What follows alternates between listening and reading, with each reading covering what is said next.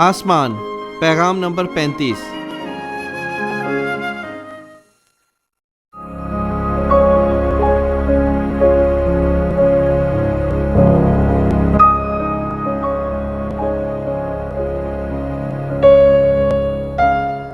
پہلا پطرس 5 باب 4 آیت۔ اور سردار گلابان ظاہر ہوگا تو تم کو جلال کا ایسا چہرہ دے گا جو مرجھانے کا نہیں۔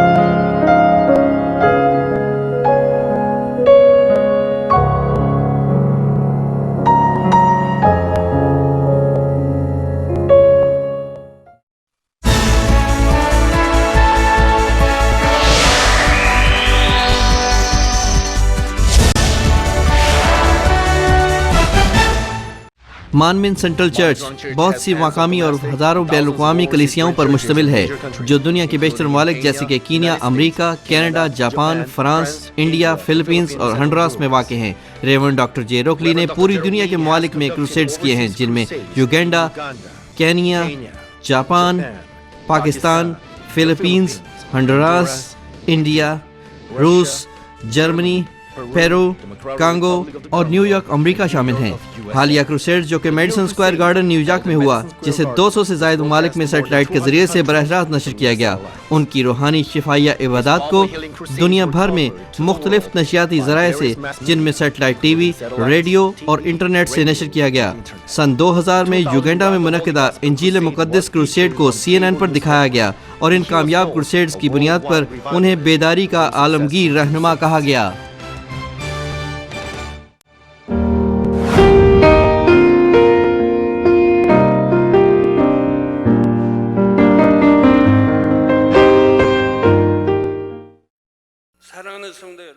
مسیح میں عزیز بھائی اور بہنوں، یہ آسمان کے لیکچرز کے سلسلے کا 35واں اجلاس ہے۔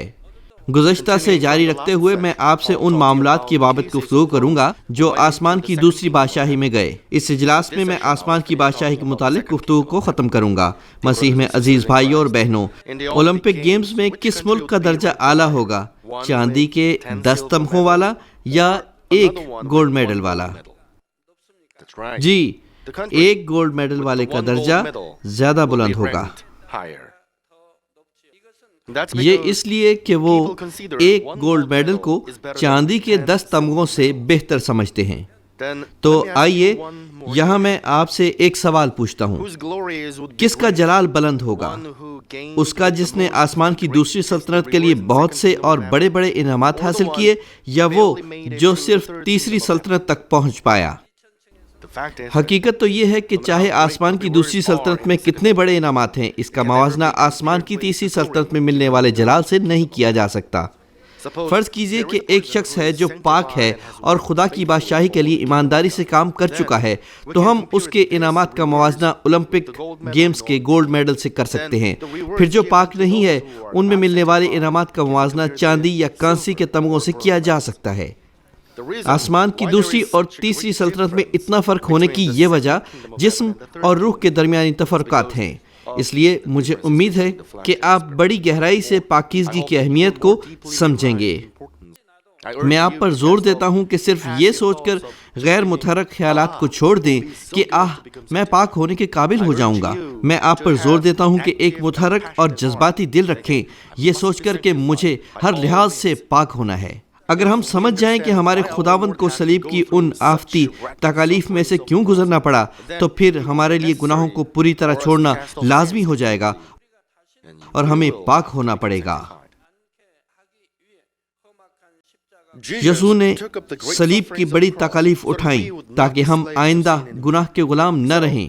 چنانچہ اگر ہم گناہوں کو نہیں چھوڑتے بلکہ ان سے لطف اندوز ہوتے ہیں، تو ہم کہہ سکتے ہیں کہ ہم خداوند کے فضل کو نہیں جانتے۔ اس وقت میں امید کرتا ہوں کہ آپ ایک بار پھر یہ سوچ کر اپنے ذہن کو تیار کریں گے کہ میں پاک ہوں گا اور حقیقتاً خداوند کے فضل اور محبت کا بدلہ دوں گا۔ میں خداوند کے نام میں دعا گو ہوں کہ یہ لمحہ آپ کے لیے پاکیزگی کی طرف ایک اور قدم بڑھانے کے لیے برکت کا لمحہ ہو۔ مسیح میں عزیز بھائی اور بہنوں، میں پیغام کے شروع سے پاکیزگی پر کیوں زور دے رہا ہوں؟ اس کی وجہ یہ ہے کہ یہ اس ایماندار سے تعلق رکھتی ہے جس سے میں آج آپ کو متعارف کروانے جا رہا ہوں۔ یہ ایماندار آسمانی رہائش گاہ میں بہت سے انعامات رکھتی تھی کہ اس کے گھر میں ان کو رکھنے کے لیے کمرہ نہیں تھا، لیکن وہ پاک نہیں تھی۔ اسی لیے میں اپنے دل میں ایسی فکر محسوس کرتا ہوں۔ اس خاتون کی مثال کے ذریعے مجھے امید ہے کہ یہ آپ کو بیدار کرے گی اور فضل دے گی۔ جس سے میں آپ کو متعارف کروانے جا رہا ہوں وہ سینئر ڈیکنس آئی جا آہن ہے، جو دعا کرنے والوں میں اول ہوتی تھی اور جو ہمارے ساتھ اس چرچ کے آغاز سے تھی۔ وہ اپریل 2006 کو چل بسی۔ اس وقت خدا نے مجھے اس جگہ کے بارے جہاں وہ جا رہی تھی اور اس کے انعامات کے بارے بتایا۔ وہ آسمان کی دوسری سلطنت میں جائے گی، اور خدا نے ہمیں بتایا کہ آسمان کی دوسری سلطنت میں کوئی دوسرا شخص نہیں جس کے پاس اس سے زیادہ انعامات ہوں جتنے اس نے حاصل کیے ہیں۔ بالفاظ دیگر، آسمان کی دوسری سلطنت میں اس نے زمین کا بہت بڑا ٹکڑا اور بہت سے انعامات حاصل کیے۔ تو پھر ڈیکنس آہن نے وہ عظیم انعامات کیوں حاصل کیے؟ میں آپ کو کچھ وجوہات بتاؤں گا۔ سب سے پہلے یہ اس لیے کہ اس نے بہت لمبا عرصہ خدا کی بادشاہی کے لیے دعاؤں کے ڈھیر لگا رکھے تھے۔ اس کے سسرال، شوہر، دیور اور نند اور بچوں کی طرف سے اس کا دل ٹوٹا ہوا تھا۔ وہ ہمارے چرچ کے آغاز سے پہلے بھی میری بیوی اور میرے ساتھ دعا کرتی رہی تھی، اور چرچ کے آغاز کے بعد بھی اس نے صرف دعا میں ہی زندگی بسر کی۔ وہ اس زندگی میں امید نہیں رکھتی تھی۔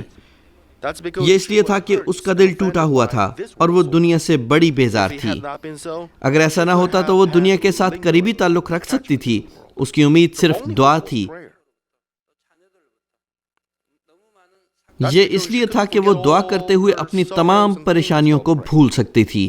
اس کے لیے دعا خدا کو فضل واپس ادا کرنے کا واحد راستہ تھی۔ وہ خدا کے سامنے گھٹنے ٹیکنے اور دعا کرنے سے اپنے چوپان کے لیے قوت بننا چاہتی تھی۔ وہ یہ سوچ کر جذبہ رکھتی تھی کہ میرے پاس کوئی خاص صلاحیت نہیں ہے، مگر میں اپنی دعاؤں کے ذریعے اپنے چوپان کے لیے قوت بنوں گی۔ بس وہ صرف دعا کے ساتھ رہتی تھی۔ جب چرچ سیر و تفریح کی تقریب رکھتا تو تب بھی وہ تنہائی میں جا کر دعا کرتی۔ جب ہم اکٹھے دوپہر کا کھانا کھانے کے لیے اسے تلاش کرتے تو وہ اکیلی دعا کر رہی ہوتی۔ وہ دوسروں کے ساتھ اچھا وقت گزارنے میں دلچسپی نہیں لیتی تھی،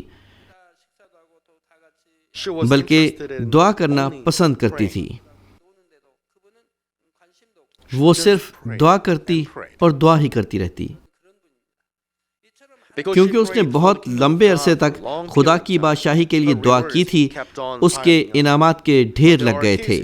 لیکن ایسے معاملات ہوتے ہیں جہاں اگر کوئی لمبے عرصے سے ایماندار ہو چکا ہو، اس کے انعامات پوری طرح جمع نہیں ہوتے۔ یہ اس لیے کہ انعامات کم ہو جاتے ہیں۔ مثال کے طور پر، اگر ہم خدا کی بادشاہی کے لیے سخت محنت کریں تو ہمارے انعامات جمع ہو جائیں گے، لیکن کچھ لوگ ہوتے ہیں کہ اگر ان کی نظر میں کچھ درست نہ ہو تو وہ اپنی شکایات کو باہر لاتے ہیں، تب جمع شدہ انعامات بھی چھن جاتے ہیں۔ ہمارے وہ کام جو صلح کو توڑتے ہیں وہ ہمارے انعامات نہیں بن سکتے۔ جہاں صلح ٹوٹتی ہے وہاں شیطان کام کر رہا ہوتا ہے۔ اس طرح اگرچہ کوئی لمبے عرصے سے ایماندار ہو چکا ہو، وہ آسمان میں زیادہ انعامات حاصل نہیں کر سکتا۔ اگر انعامات مسلسل جمع ہوتے رہے تھے تو یہ بہت زیادہ ہوں گے، مگر انعامات کے جمع ہونے اور بار بار واپس لیے جانے کے بعد نتیجتاً انعامات کی حتمی مقدار اتنی نہیں ہوگی۔ اگر یہ بدن کا عمل ہے اور ایمان کے تیسرے درجے کا حامل آدمی موت کی طرف لے جانے والا بدنی عمل کرتا ہے تو تمام انعامات چلے جاتے ہیں۔ کیوں؟ اس لیے کہ وہ کئی بار خدا کی بے حرمتی کرتا ہے، اور وہ ایسی حالت میں ہوتا ہے جہاں جہنم میں جانے کے سوا اس کے پاس دوسرا کوئی راستہ نہیں ہوتا۔ اسی لیے اس کے تمام انعامات چلے جاتے ہیں۔ لیکن سینئر ڈیکنس آہن کے معاملے میں اس کے انعامات کبھی نہیں چھنے تھے۔ بے شک بعض اوقات وہ وقتی اعتراضات کرتی اور انہیں ظاہر کرتی تھی، لیکن کیونکہ وہ مسلسل دعا کرتی تھی وہ فوراً اپنے اعتراضات سے توبہ کر لیتی تھی۔ چنانچہ اس کے انعامات کبھی کبھار ہی واپس لیے جاتے تھے، اس لیے بھی کہ اس کے انعامات ایک بڑی تعداد میں دیر تک جمع رہ چکے تھے۔ اس کے انعامات عظیم ہونے کی ایک اور وجہ تھی، اس نے سیکیورٹی کی تمام رقم مہیا کی جو ہمیں پہلے عبادت خانے کے لیے جمع کرانی تھی۔ خدا نے اسے ایک خاص انداز میں برکت دی کہ وہ عبادت خانے کی سیکیورٹی کی رقم ادا کر سکتی تھی۔ اس نے پہلے سے اپنا گھر فروخت پر لگایا ہوا تھا، لیکن وہ بڑی دیر سے نہیں بک سکا تھا، لیکن خدا نے اپنا کلام دیا کہ وہ اس گھر کے فروخت ہونے کا سبب بن رہا ہے، لیکن اپنے ایمان کے مطابق وہ گھر کی قیمت بڑھانے والی تھی۔ اس نے فیصلہ کیا کہ وہ قیمت سے اضافی رقم چرچ کی تعمیر میں ہدیے کے طور پر دے گی۔ چونکہ اس گھر کی فروخت جو کسی صورت نہیں بک رہا تھا اچھی ہو جائے گی، اس کے بے ایمان شوہر نے ہر چیز کی منظوری دے دی۔ پس اپنے ایمان کے مطابق اس نے گھر کی قیمت 3 ملین وون کے ساتھ بڑھا دی۔ اس کے قیمت بڑھا کر دوبارہ فروخت پر لگانے کے بعد خدا نے فوراً اس کے فروخت ہونے کا سبب بنا دیا۔ اس نے خدا کو 3 ملین وون ہدیہ دیا جیسے اس نے وعدہ کیا تھا۔ اس طرح ہم اپنے چرچ کے لیے پہلا عبادت خانہ لینے کے قابل ہوئے۔ کیونکہ اس نے پہلے عبادت خانے کے لیے ساری رقم ادا کر دی، صرف اسی لیے اس کا انعام کتنا بڑا ہوگا۔ یہ چرچ شروع کرنے سے 10 برس پہلے اس کا بیٹا ایک کار کے حادثے میں جاں بحق ہو گیا تھا۔ اسے تلافی میں $3000 ہدیہ ملا۔ یہ تقریباً کوئی 35 برس پہلے کی کہانی تھی۔ تلافی والا ہدیہ وہ تعمیر میں دینا چاہتی تھی، مگر اس کے بے ایمان شوہر نے پیسے ضائع کر دیے۔ یہ اس پر ایک بوجھ تھا، کیونکہ جو کچھ وہ خدا کو دینا چاہتی تھی اس نے نہیں دیا تھا۔ وہ ہمیشہ سوچتی تھی کہ جب اس کے پاس پیسے آئیں گے تو وہ خدا کو تعمیر کے لیے ہدیہ دے گی۔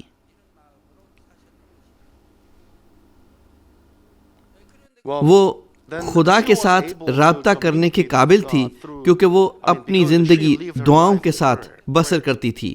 اسے بتایا گیا تھا کہ جس خادم سے خدا پیار کرتا ہے وہ خدا کی طرف سے آئے گا۔ خدا نے اسے بتایا کہ اس خادم کی مدد کرنا۔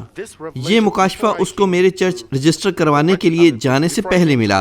اس کو معلوم ہو گیا کہ جس خادم کی اس کو مدد کرنی ہے وہ میں ہوں۔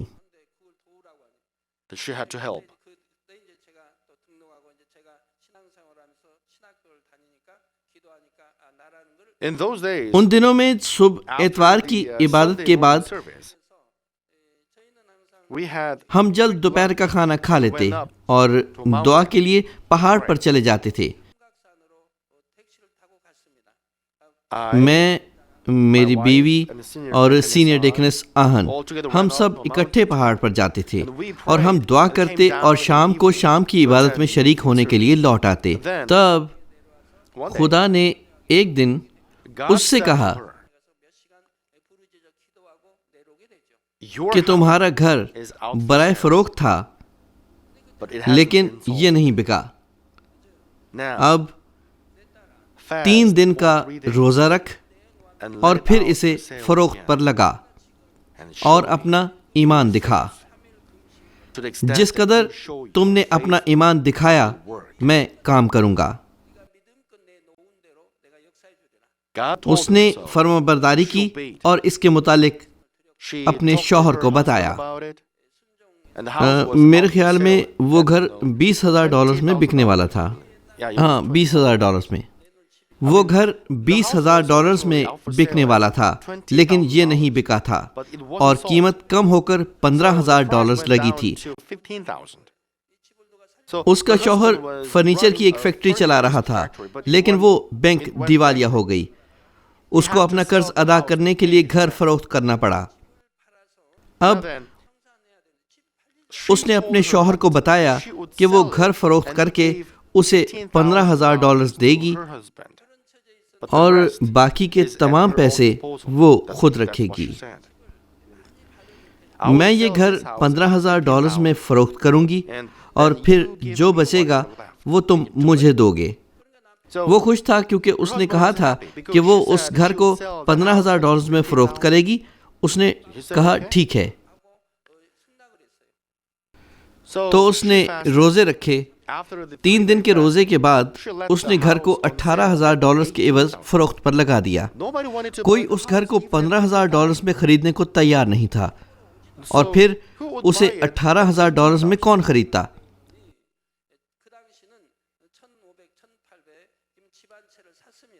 حالانکہ تب $15,000 میں اچھا خاصا اور خوبصورت گھر مل جاتا تھا. تو پھر یہ گھر کوئی $18,000 میں کیسے خریدتا؟ لیکن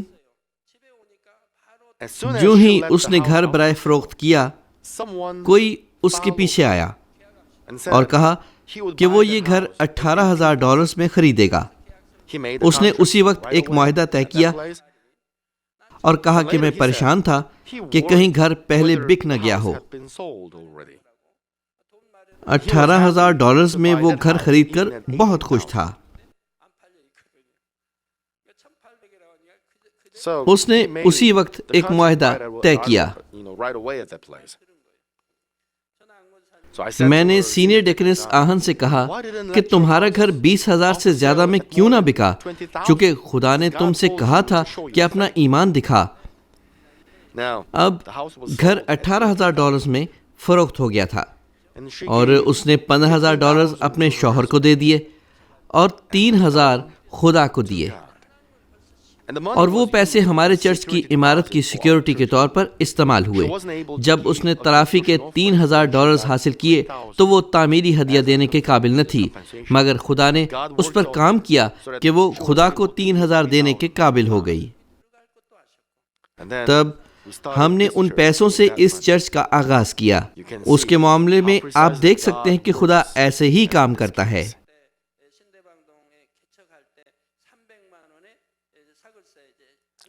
تو پھر اس طرح کے واقعے سے یہ چرچ شروع ہوا. یہ خدا باپ کا خصوصی کام تھا.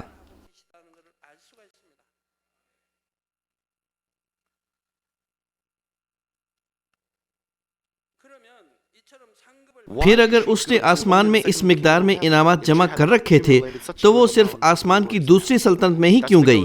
یہ اس لیے ہوا کہ اس نے اپنے دل سے کچھ جسمانی چیزیں نہیں نکالی تھیں. ان میں سے ایک تو تکبر تھا. وہ کس طرح متکبر تھی؟ جب اس کے پاس کچھ نہیں تھا، اس کے پاس کچھ نہیں تھا جس کے بارے وہ شیخی مارتی. البتہ جسمانی سوچ میں وہ متکبر نہیں تھی. مسئلہ اس کے روحانی تکبر کا تھا. وہ نہ جانتے ہوئے ایسے خیالات رکھتی تھی کہ میں ہر کسی سے بڑھ کر چرچ اور چوپان سے پیار کرتی ہوں. میں اچھی اور ہر کسی سے زیادہ دعا کرتی ہوں. دعا میں کوئی میرا مقابلہ نہیں کر سکتا. کیونکہ وہ لمبے عرصے سے دعا کے ساتھ جی رہی تھی، اس نے بہت سے انعامات جمع کر لیے تھے. لیکن دوسری طرف یہ ایک تکبر کا ذریعہ تھا. اگر آپ روح کی گہری سطح میں جائیں تو آپ کو روحانی متکبر بننے میں محتاط رہنا چاہیے. اس کو تلاش کرنا مشکل ہوتا ہے. وہ جو پہلے ہی روح میں داخل ہو چکے ہوتے ہیں وہ اسے آسانی سے تلاش کر لیتے ہیں، مگر جو نہیں گئے ہوتے انہیں چاہیے کہ وہ خدا کے کلام کے ذریعے اس کو پہچانیں.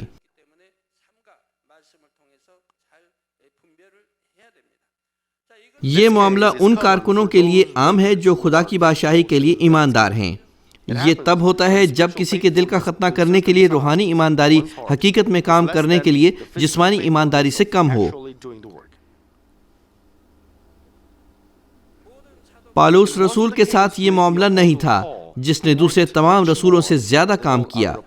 وہ ہمیشہ اپنے دل کی تہہ سے اقرار کرتا تھا کہ جو کچھ وہ تھا وہ صرف خدا کا فضل تھا. سینئر ڈیکنس آہن بھی یہ اقرار کرتی تھی کہ وہ ایک ادنا خاتون تھی اور وہ کچھ نہیں تھی، لیکن اپنے دل کی گہرائی میں وہ متکبر تھی. وہ واضح طور پر سمجھتی تھی کہ اس نے وہ دل صرف اپنے فانی بدن سے آزاد ہونے کے بعد پایا تھا. اسی طرح خود روحانی تکبر کو شناخت کرنا بہت مشکل ہے. یہ روح میں جانے کی راہ میں رکاوٹ ہے. یہی وجہ ہے کہ سینئر ڈیکنس آہن لمبی دعائیہ زندگی گزارنے کے باوجود روح میں کیوں نہ جا سکی. عزیز بھائی اور بہنوں، ایک اور وجہ کہ وہ آسمان کی دوسری سلطنت میں کیوں داخل ہو گئی، یہ وہ ہے کہ وہ ہر کسی کے ساتھ صلح اور پاکیزگی نہیں رکھ سکتی تھی. وہ ناموافق حالات میں رہتی تھی. اس نے اپنے خاندان کے افراد سے مناسب محبت حاصل نہ کی. وہ ہر روز ایمان کے ساتھ برداشت کرتی تھی. اس کی ساری زندگی میں بہت سی مشکل چیزیں تھیں. اس چرچ کے وجود میں آنے سے پہلے وہ میرے گھر کے قریب رہتی تھی. دراصل میرے گھر کے بہت نزدیک تھی. میرے گھر سے یہ فاصلہ تقریباً صرف 30 یا 40 میٹر کا تھا.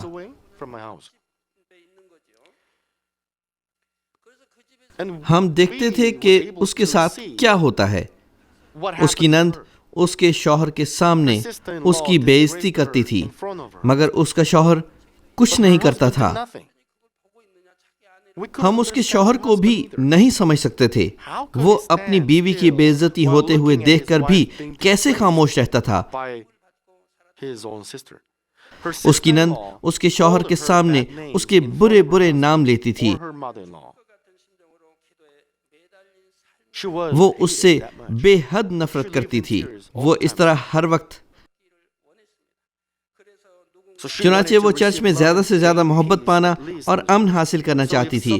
بس اگر کوئی اس کے ساتھ اچھا سلوک کرتا تو وہ اچھے دل کے ساتھ رد عمل کرتی تھی، لیکن اگر کوئی اس کے ساتھ اچھا سلوک نہ کرتا تو وہ دل سے مایوسی محسوس کرتی تھی. کیونکہ میں اس کے حالات اور کیفیت سے واقف تھا، میں نے کبھی اس کی کمزوریوں کا ذکر نہیں کیا یا اسے دوبارہ یاد نہیں دلایا.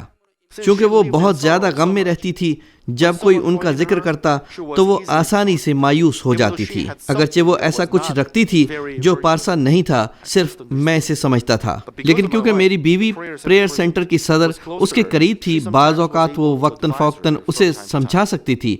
ڈیکنس، سینئر ڈیکنس، آپ نے وہ کیوں کیا؟ بہتر ہوگا کہ آپ آئندہ یہ نہ کریں. لیکن فوراً ہی وہ مایوس ہو جاتی. وہ سوچتی تھی کہ میرا چوپان ایسا نہیں کرتا. وہ ہمیشہ مجھے آرام اور وہ میری طرف ہے. اپنے کمزور احساسات کو چھوڑنے کے بجائے وہ پریئر سینٹر کی صدر کی طرف دیکھتی جو حقیقتاً اسے نہیں سمجھتی تھی. کیونکہ وہ پریئر سینٹر کی صدر کے لیے بھی اسی قسم کا دل رکھتی تھی، تو پھر وہ دوسروں کے لیے کس قسم کا دل رکھتی ہوگی؟ وہ جو حقیقتاً روح کے مشتاق ہیں چھوٹے سے چھوٹے کلام کو بھی سنیں گے. لیکن بعض لوگ صرف ان لوگوں کو سنتے ہیں جن کو وہ درست سمجھتے ہیں. ان لوگوں کو سمجھنا چاہیے کہ ان کی خود ساختہ راست بازی اور خود غرض لائے عمل کتنے مضبوط ہیں. سینئر ڈیکنس آہن کے معاملے میں اگر کوئی اس کے ساتھ اچھا سلوک نہ کرتا تو وہ مایوس اور پریشان ہو جاتی تھی، کیونکہ وہ سچائی کو جانتی تھی. وہ سوچتی تھی کہ مجھے کمزور احساسات نہیں رکھنے چاہیے اور اس سے اچھا سلوک کرنا چاہیے، لیکن پھر بھی وہ اپنے دل کے اندر کچھ متعلقہ کمزور احساسات رکھتی تھی. بس جب کوئی دوسرا موقع ہوتا اس کی مایوسی دوبارہ اٹھ کھڑی ہوتی. اسی لیے کبھی کبھار وہ کچھ لوگوں کے ساتھ صلح نہیں رکھ سکتی تھی. لیکن اس کا یہ مطلب نہیں کہ وہ تکرار کرتی تھی یا صلح توڑنے کے لیے دوسروں سے ناراض ہو جاتی تھی. اپنی مایوسی کی وجہ سے وہ بیزار ہو جاتی اور اس شخص سے بات نہیں کرتی تھی. اس کا دل احتجاجی ہوتا تھا اور وہ کچھ بے چین ہوتی تھی. حقیقت یہ ہے کہ یہ جسمانی احساسات اس کے روح میں نہ جا سکنے کا سبب بن گئے. بعض اوقات وہ اپنی عداوت اور حسد کی وجہ سے صلح نہیں رکھ سکتی تھی. مثال کے طور پر اسے اپنے بچوں سے متعلقہ مشکل حالات کا بھی تجربہ تھا. اسی عمر کے دوسرے بچے جو اچھے کام کر رہے ہوتے ان کو اپنے بچوں کے طور پر دیکھتی ہوگی اور پھر وہ مایوس ہو جاتی تھی. اس کے بچے مناسب ایماندار زندگی نہیں گزارتے تھے، چنانچہ وہ ان کی اچھائی کی تعریف نہیں کر سکتی تھی یا ان سے مل کر خوش نہیں ہو سکتی تھی. اگر آپ حقیقتاً ایک دعاگو اور روحانی آدمی ہیں تو جب آپ کے بچوں یا دوسرے بچوں کی تعریف ہوتی ہے تو آپ کو برابر خوش ہونا چاہیے. جب دوسرے کے بچے کی تعریف ہو تو آپ ضرور ایسے ہی خوش ہوں جیسے آپ کے بچے کی تعریف ہوئی ہے. وہ اتنے لمبے عرصے تک دعا کے ساتھ رہی تھی، لیکن وہ اپنے دل میں سے برائی کی جڑوں کو نہیں کھینچ سکی تھی. اگر آپ گھاس کو جڑ سے نہیں نکالیں گے تو وہ بڑھتی رہے گی۔ دل کے اندر کی بری فطرت کا بھی یہی حال ہے۔ اسی لیے ہمارا خدا باپ ہمیں فرما رہا ہے کہ ہر قسم کی بدی کو چھوڑ دیں، خصوصاً دعائیا لوگوں کے لیے۔ ان کی ہر دعائیا عبادت میں خدا زور دے رہا ہے کہ جب وہ دعا کریں تو ضرور نیکی کے ہونٹ لیں۔ خدا نے دعائیا لوگوں کو دوبارہ منظم کیا۔ خدا نے فرمایا کہ ضروری ہے کہ ہر دعا کرنے والا پاک ہو اور سب سے بڑھ کر روح میں آئے۔ وہ ضرور پاک ہوں، روح میں آئیں، اور ضرور ہے کہ اس کی محبت، پارسائی اور حلیمی دوسروں سے زیادہ بہتر ہو۔ اگر ایک دعا کرنے والا ہر قسم کی بدی نہیں چھوڑتا بلکہ ابھی تک غصہ کرتا ہے، عدالت کرتا ہے، سزا دیتا ہے، دوسروں کے ساتھ صلح توڑتا ہے اور برے خیالات کے ساتھ دعا کرتا ہے، تو وہ دعا آسمان پر کیسے پہنچ سکتی ہے؟ چونکہ ان کی جانیں خوشحال نہیں ہوتی۔ اگر وہ دعا کرتے بھی ہیں تو کس کام کی؟ جتنا وہ شکایت، بدگوئی یا الزام تراشی کرتے ہیں اتنے ہی بیمار ہوتے ہیں۔ وہ شفا نہیں پا سکتے اور وہ روح میں نہیں آ سکتے۔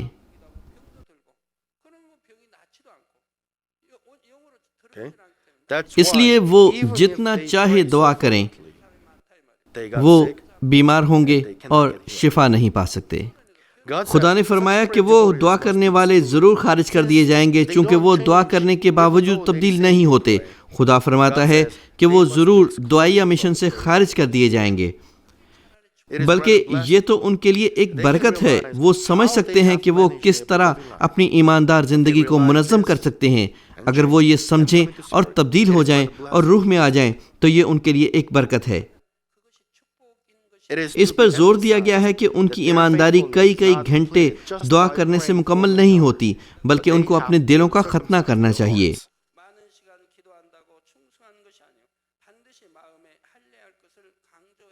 خدا کے تمام خادم، ایلڈرز اور چرچ کے کارکنان، برائے مہربانی یاد رکھیں، آپ اپنے فرائض میں وفادار ہوتے ہوئے ضرور اپنے دل کا ختنہ کریں اور اپنے دل کو نیکی، حلیمی، محبت اور پارسائی میں مکمل کریں۔ اگر آپ جسمانی ایماندار زندگی گزارتے رہے تو آپ کوئی بھی عہدہ رکھتے ہوں، کسی بھی وقت آپ بیمار ہو سکتے ہیں۔ اگر ان کے دل میں برائیاں باقی ہیں تو جب وہ دعا کریں گے اپنی جسمانی چیزیں استعمال کریں گے، اور وہ جتنی بھی دعا کریں اس قسم کی دعا کامل اور خدا کے سامنے قابل قبول خوشبو نہیں ہو سکتی۔ یہاں موجود چرچ کے تمام ممبرز اس حقیقت کو یاد رکھیں۔ اور اب خدا اپنی طرف سے دعا گو لوگوں کو الگ کر رہا ہے کیونکہ وہ دعاؤں کی کامل خوشبو لینا چاہتا ہے۔ یہ اس لیے کہ ایک پاک شخص سے دعا کا ایک لفظ بھی جسمانی آدمی کی دعا کے 100 الفاظ سے زیادہ طاقتور ہے۔ اس لیے میں امید کرتا ہوں کہ آپ نہایت گرمجوشی سے اور سرگرمی سے ہر قسم کی برائی کو چھوڑنے کے لیے دعا کریں گے۔ میں آپ کو کچھ باتوں سے متعارف کراؤں گا جن میں سینئر ڈیکنس آئزہ آہن نے اقرار کیا۔ میں ان تمام چیزوں کے لیے بہت شرمندہ اور معذرت خواہ ہوں۔ میں نے کچھ بہت غلط کیا۔ میں چوپان کے سامنے، پریئر سینٹر کی صدر اور ہر کسی کے آگے بہت شرمندہ ہوں۔ برائے مہربانی مجھے معاف کر دیں۔ اگرچہ میں نے بہت سی دعائیں جمع کی، میں اپنے دل سے ایک برائی کو نہ نکال سکی۔ میں بہت متکبر تھی۔ میں اپنے ہونٹوں سے اس طرح اقرار کرتی تھی کہ میں بہت ادنا ہوں، میں نہایت ادنا خاتون ہوں، لیکن میرے دل میں یہ نہیں تھا۔ میں تکبر کرتی تھی کہ میں ہر کسی سے بڑھ کر چرچ سے پیار کرتی ہوں، میں دوسروں سے بڑھ کر چوپان سے پیار کرتی ہوں، اور میں ہر کسی سے بڑھ کر دعا کرتی ہوں۔ میں دیکھتی ہوں کہ میں اپنے دل کی گہرائی میں متکبر خیالات رکھتی تھی، یہ سوچ کر کہ میں ہر کسی سے زیادہ دعا کر سکتی ہوں۔ لیکن فانی بدن سے آزاد ہونے کے بعد مجھے احساس ہوا کہ میں بہت بری تھی۔ مجھے بہت افسوس ہے کہ میں برائی کو خارج کیے بغیر بہت سی چیزوں کے لیے دعا کرتی تھی، لیکن خدا نے مجھے چوپان کے خیال میں بہت سی چیزوں کی اجازت دی اور خدا نے مجھے بہت سے انعامات دیے۔ میں بہت شکر گزار ہوں، لیکن میرے لیے وہ انعامات حاصل کرنا بھی بہت شرم کی بات ہے۔ برائے مہربانی مجھ کو، اس بیٹی کو معاف کر دیجئے جس نے زیادہ کامل طور پر تعمیل نہ کی۔ جب بعد میں اپنے چوپان کو دیکھوں گی، میں اس کے آگے گھٹنے ٹیک کر معافی کی درخواست کروں گی۔ میں پریئر سینٹر کی صدر کے سامنے بھی توبہ کروں گی۔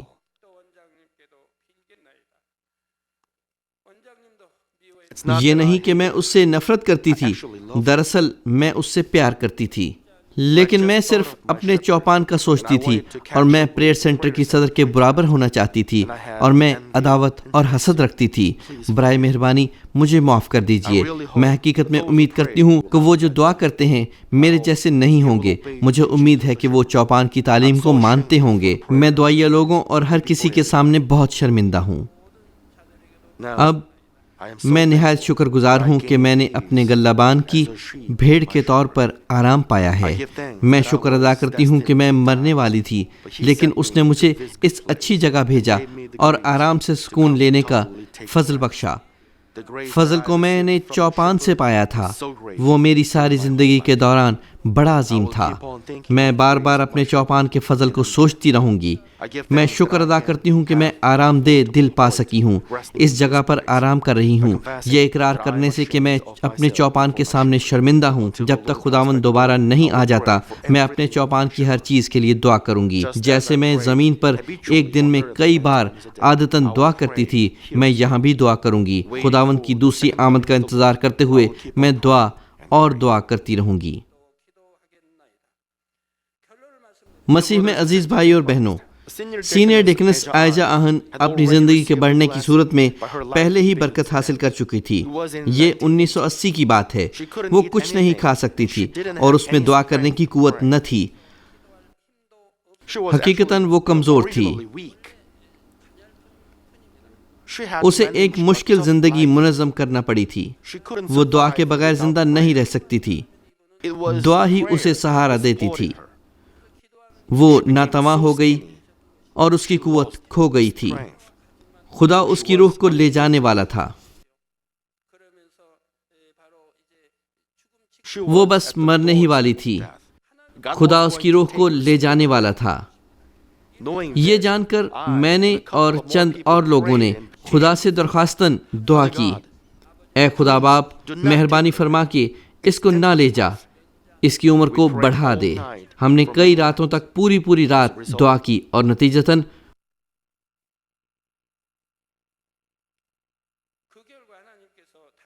خدا نے اسے زندہ کر دیا۔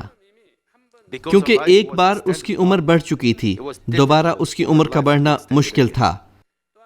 اس کے تمام حالات پر بھی غور کرنے سے اس کا فردوس میں جانا بھی اس کے لیے برکت تھا۔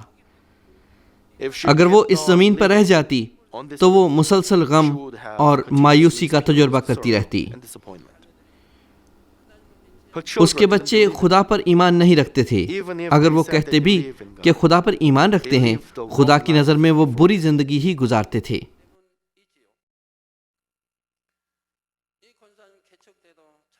جب اس چرچ کا آغاز ہوا تو اس پر بڑی مصیبتیں آئیں۔ جمعہ کی ساری رات کی عبادت میں اس کا شوہر چرچ کے قریب آتا اور چلا کر کہتا کہ وہ چرچ نہیں آئے گی۔ اگرچہ اس نے اپنے شوہر کی رضامندی سے $3000 لیے تھے، اس کا شوہر چلایا کہ اس نے رقم کہاں خرچ کی ہے۔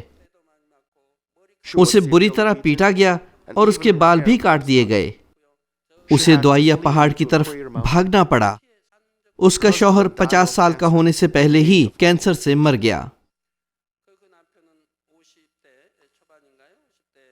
آپ کو خدا پر ایمان رکھنے والے لوگوں کو ستانا نہیں چاہیے۔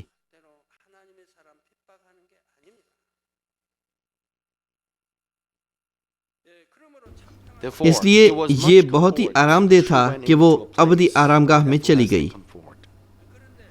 اس معاملے سے جو ہم ایک اچھا سبق حاصل کرتے ہیں وہ یہ ہے کہ خدا سے صرف پیار کرنا ہی سب کچھ نہیں ہے۔ دعا میں چلاتے رہنا بھی سب کچھ نہیں ہے۔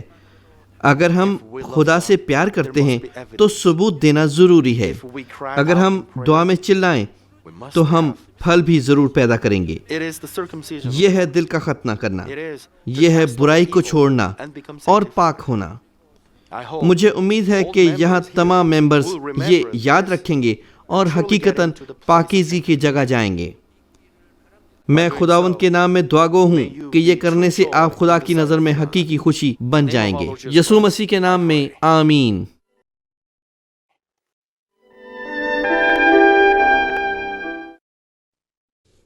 بیماروں کے لیے دعا۔ میں ان سب لوگوں کے لیے دعا کروں گا جو بیمار ہیں۔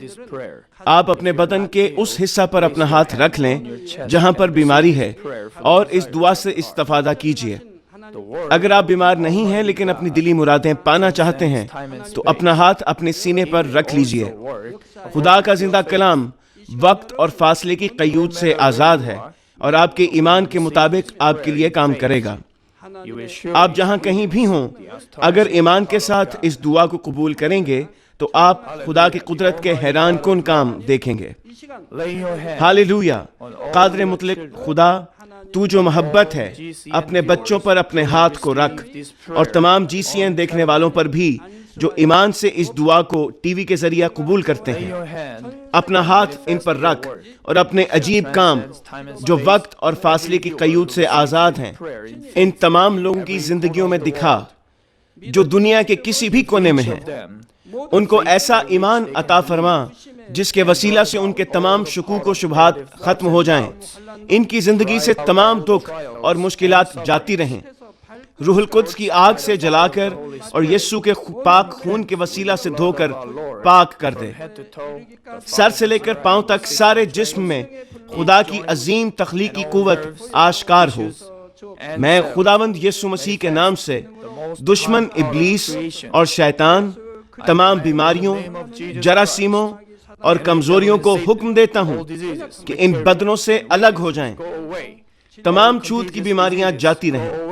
ہر وہ بیماری جو لا علاج ہے اور نئی دریافت شدہ بیماریاں روح القدس کی آگ سے جل کر بھسم ہو جائیں۔ آپ بیماری سے پاک ہو کر زور پائیں۔ معدے کا کینسر، پھیپھڑوں کا کینسر، رحم کا کینسر، جلد کا کینسر، آنتوں کا کینسر، ایڈز، لیوکیمیا، ذہنی امراض، دل کا عارضہ، پھیپھڑوں کی بیماریاں، ہر قسم کے زنانہ امراض، بلند فشار خون، شوگر، جلدی امراض، ہر قسم کی سوجن جاتی رہیں۔ پولیو، فالج، جوڑوں کا درد اور کمر کا درد یسوع مسیح کے نام میں ختم ہو جائیں۔ ہر قسم کا سر درد اور حادثات کے نتیجے میں پیدا ہونے والی ہر جسمانی تکلیف یسوع کے نام میں جاتی رہے۔ بیماری کی وجہ سے تھکان، نزلہ، زکام اور گلر جیسی بیماریاں روح القدس کی آگ سے جل کر بھسم ہو جائیں۔ مرگی، ذہنی معذوری، ذہنی دباؤ اور تمام ذہنی بیماریاں یسوع مسیح کے نام سے جاتی رہیں۔ ہر قسم کی تاریکی ختم ہو جائے اور ان کے دلوں میں اطمینان اور شادمانی آ جائے۔ خدا باپ تخلیق کی عظیم ترین قوت کے وسیلہ سے یہ جسم جو کمزور ہو چکے ہیں دوبارہ سے زور پائیں، فالج کے جکڑے آزاد ہو جائیں اور لنگڑے چلنا اور چھلانگے لگانا شروع کریں۔ نظر کی کمزوری جاتی رہے، بہرے سننا شروع کر دیں، اندھے بینائی حاصل کریں اور گونگے لوگ بولنا شروع کر دیں۔ خدا باپ بانجھ خواتین کو اولاد کی برکت عطا فرما، ٹوٹی ہڈیوں کو جوڑ دے اور جسم کے تمام جلے ہوئے حصے مکمل طور پر شفا یاب ہو جائیں۔ نشہ کی لعنت میں گرفتار لوگوں کو روح القدس کی آگ کے وسیلہ سے پاک اور صاف کر دے۔ جسم کے تمام مردہ خلیے زندہ ہو جائیں، تمام تاریکی جاتی رہے اور ابلیس کی قوتیں نکل جائیں۔